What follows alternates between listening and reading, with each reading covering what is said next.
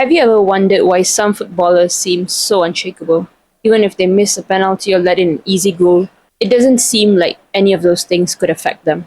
Well, it's not luck, and they were not born with unwavering confidence. In fact, it's a skill, and it's a skill that you can develop so that if you do make a silly mistake on the pitch the next time, it won't eat you up alive. Mistakes in football are inevitable. You will shank that shot and you will misplace that pass. That's just how it is. And it's easy to think that you suck at football, especially when you've put in hours and hours of work and you still miss the easiest of chances. But the truth is, every time you respond with an emotional reaction, you give away power. You let the situation have control over your feelings. Mo Salah was once asked, "Why do you smile after you have missed a shot?"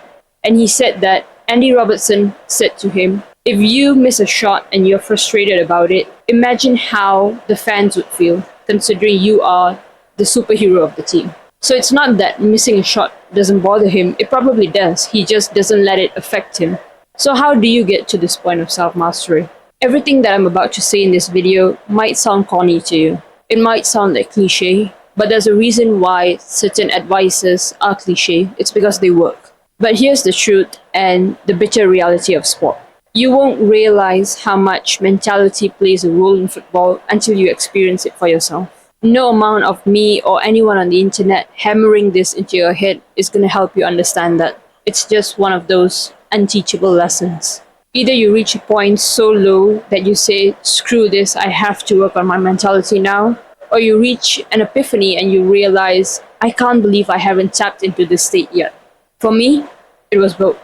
From the end of 2022 to the mid of 2024, I had a series of injuries, just on and off, non-stop. So much so that I was being dropped out of the starting 11. Even in 2025, when I was in Australia, I pulled both my hamstrings at separate times and I struggled to play.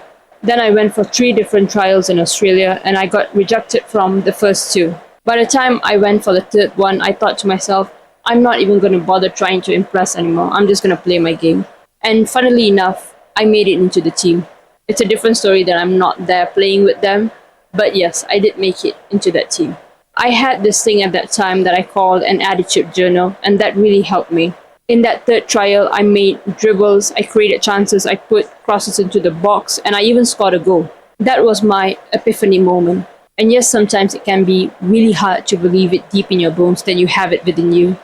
And that's why so many players crumble. They don't have that belief in themselves. So there are 4 steps to not fall in this category.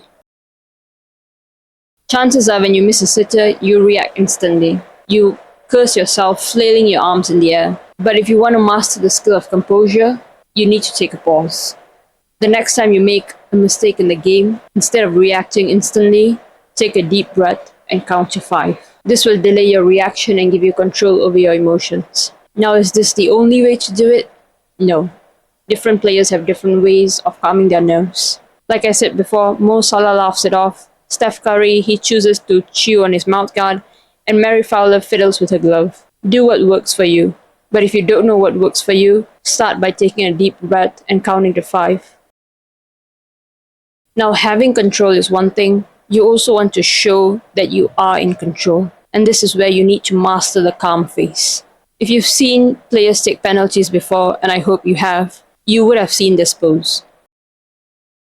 It's called the Superman pose, and there's a reason for it. Well, one, because that's how Superman stands, but also by having your chest out, head up high, and hands on your hips allows to increase your subjective level of confidence. It gives you the illusion that you're in control, and paired with the breathing from step 1, you feel like you're in control. If you want, you can also stand in front of a mirror and practice this.